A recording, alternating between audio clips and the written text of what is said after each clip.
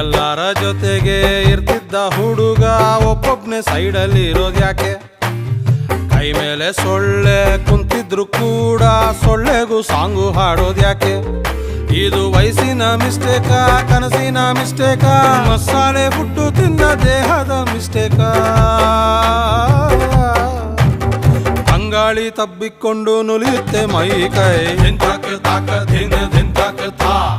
ಹೃದಯಕ್ಕೆ ಕಾಲೇ ಇಲ್ಲ ಕುಣಿಯುತ್ತೆ ತರಗಿಟ ತಾಯಿ.